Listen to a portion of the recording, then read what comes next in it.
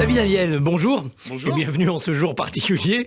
La réforme des retraites continue à agiter évidemment le débat politique, notamment avec le statut des femmes hier qui a beaucoup remué l'Assemblée nationale. Est-ce que, puisqu'elles feront proportionnellement un effort un peu plus grand que les hommes dans le cadre de cette réforme, est-ce qu'il faut corriger cela ? Mais vous savez, je voudrais d'abord revenir quand même sur un certain nombre de choses qui ont été dites ces dernières heures, ces derniers jours et qui ne sont pas exactes. Quand on regarde les mesures nouvelles qui sont annoncées par ce projet de loi, ce sont des mesures qui sont en grande partie d'abord pensées pour les femmes. Quand on augmente le minimum de pension jusqu'à 1 200 € pour les carrières premières complètes, bénéficiaires. elles sont, vous le dites, les premières bénéficiaires à plus de 60%. Quand on prend mieux en compte les droits pour les aidants ou bien les droits pour les congés parentaux, elles sont là aussi les premières bénéficiaires.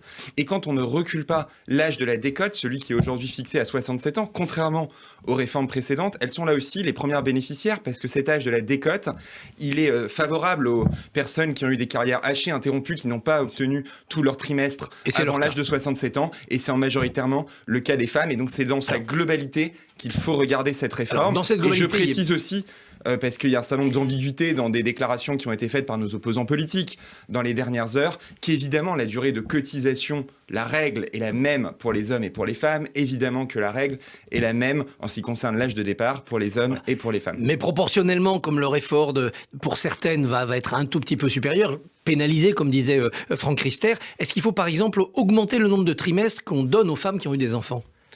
Il y a plein de choses qui peuvent être étudiées, regardées, elles le seront dans le débat parlementaire. Le Parlement sera attentif. Mais je voudrais vraiment insister sur ce point. On prend une partie du projet de loi, on n'aurait pas dans sa globalité. Et dans sa globalité, c'est un projet de loi qui a été très attentif aux droits des femmes. On peut aussi accélérer le rattrapage salarial des femmes qui sont en retard sur les hommes. Il y a des politiques menées pour cela. C'est parce qu'on calcule sur les 25 meilleures années de salaire la retraite que travailler le salaire des femmes, c'est aider leur retraite. Vous avez tout à fait raison. C'est-à-dire que le système de retraite reflète aussi les inégalités qui se cristallisent tout au long de la carrière professionnelle. Et donc, vous avez des écarts de pension entre les hommes et les femmes qui reflètent en partie les écarts de salaire inacceptables que l'on observe encore dans la carrière professionnelle. On a fait des progrès ces dernières années. On a obligé un certain nombre d'entreprises à publier cet index d'égalité entre les hommes et les femmes qui a permis de réaliser un certain nombre d'avancées, mais elles ne sont pas encore suffisantes et ça fait vraiment partie des priorités pour les prochaines années. Alors, les députés de la majorité rivalisent tous d'imagination en ce moment. Chacun a des idées pour améliorer cette réforme. Est-ce que vous avez des amendements en tête que vous déposerez pour la perfectionner ? Je crois que c'est très important qu'on ait une attitude collective dans cette période. D'abord parce que c'est un sujet compliqués, c'est des sujets qui touchent la vie de millions de Français, qui sont pour autant extrêmement techniques. Et donc on est très attaché à ce travail collectif qui a permis d'ailleurs d'obtenir des résultats importants encore ces dernières semaines. Le gouvernement avait au départ annoncé que la volonté d'augmenter les petites pensions jusqu'à 1 200 € pour une carrière complète s'appliquerait uniquement aux nouveaux retraités. Là, ça sera tout le monde. On a eu un dialogue entre la majorité et le gouvernement qui a été entendu par le gouvernement et qui a permis d'étendre cette mesure à l'ensemble des retraités, y compris aux retraités actuels. Et je crois que c'est vraiment la méthode à avoir dans les prochaines semaines, ce travail collectif précis qui permet d'obtenir de réelles avancées. 1 200 € brut ou net ? 1 200 € brut, il y a... comme vous le savez, sur les retraites, la CSG. Il n'y a pas les cotisations qu'on a sur les salaires.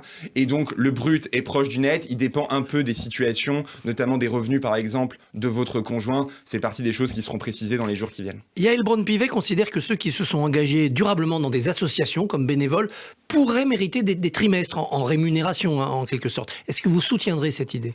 Mais je ne vais pas répondre amendement par amendement parce qu'à nouveau, je crois que c'est vraiment très important qu'on ait un équilibre global, qu'on mesure l'impact de chacune des mesures, leurs coûts. Et donc, c'est pour ça qu'il faut vraiment avoir ce travail collectif. Pour regarder tout le clavier. Exactement. Et pas laisser déraper l'équation financière. Ça aussi, c'est une Non, c'est effectivement très important. Vous le rappeliez au tout début de cet entretien. Pourquoi fait-on cette réforme ? On sait que c'est une réforme difficile. Si on la propose, si on la mène, c'est parce qu'on croit qu'elle est absolument nécessaire. Si on faisait des calculs politiciens, si on faisait des calculs cyniques, on ne la proposerait pas. Et d'ailleurs, beaucoup de gouvernements ont longtemps repoussé ces réformes qui sont nécessaires. C'est effectivement parce qu'il y a un déficit très important. Et je profite de cette antenne pour corriger là aussi un certain nombre de mensonges qui sont proférés par les oppositions. Dans tous les scénarios, dans toutes les hypothèses, on a pour les 25 prochaines années un déficit important du régime des retraites. Il nous manque à l'horizon 2027 une douzaine de milliards d'euros. C'est plus par an. En plus des 30 milliards que l'État met déjà chaque année. Exactement. Et 12 milliards d'euros parce qu'on ne se représente pas toujours ce que ça représente, c'est davantage que le budget du ministère de la Justice tous les ans qui manque à notre régime. Donc oui, il faut le rééquilibrer et oui, il faut le rendre plus juste. C'est vraiment sur ces deux jambes qu'il faut avancer. Comme député, votre ligne rouge, ce sera qu'aucune des mesures qui seront votées à l'Assemblée en plus n'alourdisse le déficit et n'empêche le rétablissement financier. C'est très important qu'effectivement ce déséquilibre financier soit corrigé. Et il y a une autre ligne rouge qui pour moi est très importante, c'est que tout ce qu'on doit faire dans la politique que l'on conduit de manière générale, et en particulier évidemment dans ce débat sur la réforme des retraites, doit permettre de revaloriser le travail. Et donc je vois un certain nombre de propositions qui sont faites, à nouveau par des partis politiques avec lesquels nous sommes en désaccord profond, du côté de la France Insoumise ou du côté du Rassemblement National, qui aboutiraient à augmenter considérablement les impôts.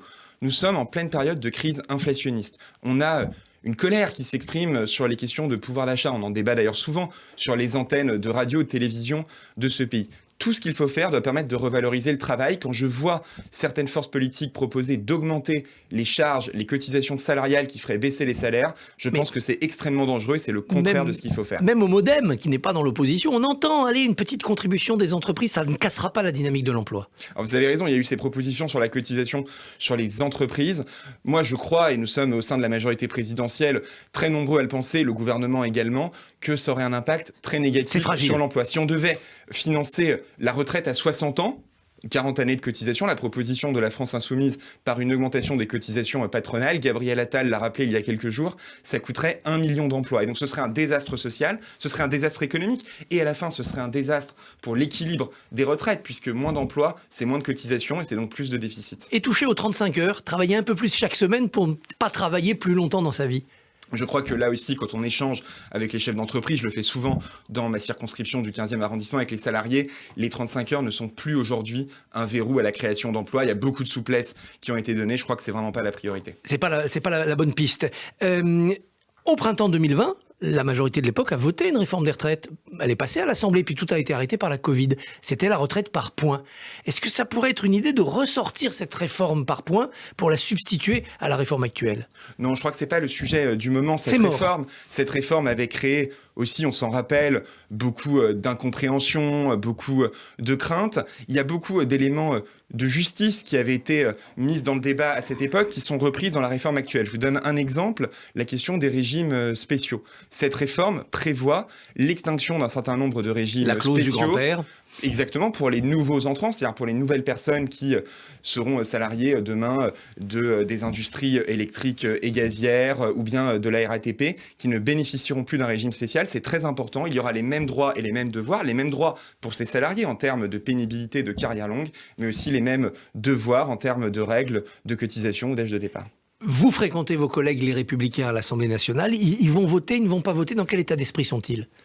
Moi, je suis confiant sur le fait qu'on ait cette majorité à l'Assemblée nationale. Pourquoi ? Parce qu'il y a une majorité de députés qui ont été élus au mois de juin en ayant dans leur programme un recul de l'âge de départ à la retraite, justement pour permettre à ce régime par répartition de perdurer. Tous les députés de la majorité présidentielle, les députés Renaissance, les députés du MoDem, les députés d'Horizon et les députés de LR. Et donc, au fond, c'est la cohérence de chaque député qui est ici en jeu. Et donc, j'ai parfaitement confiance dans le fait qu'on obtiendra une majorité. D'ici là, le bras de fer social va continuer. Grève en vue dans les trains les 7 et le 8 février, après le 31 janvier. Ça vous inquiète, cette montée en pression des syndicats ? Mais c'est pas un bras de fer qui est en train de se jouer dans le pays, c'est un grand débat sur une question très compliquée. Et donc, on est au début de cette discussion. Et je crois que ce qui est très important dans les jours, dans les semaines qui viennent, c'est aussi que les Français puissent voir les différents projets qui sont sur la table. On a ce déficit des retraites dont on parlait. On a le projet du gouvernement pour y répondre. Il a évidemment, comme tous les projets, ses avantages et ses inconvénients. Et puis en face, on a d'autres projets. Et souvent, les oppositions essayent un peu de le cacher, de le dissimuler, de pas trop en parler. Je vous redonnais cet exemple. Le projet de la France Insoumise, c'est de revenir à 60 ans et à 40 années de cotisation. Ça coûte 85 milliards d'euros. Par an ?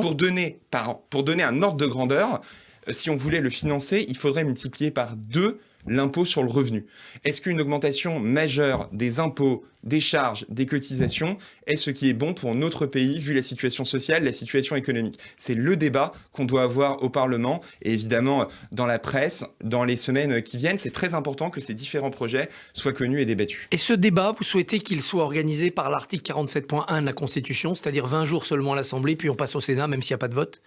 Ce sera effectivement l'article qui sera utilisé par le gouvernement. C'est un article classique pour les projets de loi de financement de la sécurité sociale et on aura beaucoup de temps pour débattre, pour échanger si les oppositions ne font pas de l'obstruction. Et vous êtes inquiet sur ce point parce qu'on a l'impression que le scénario de l'obstruction s'éloigne.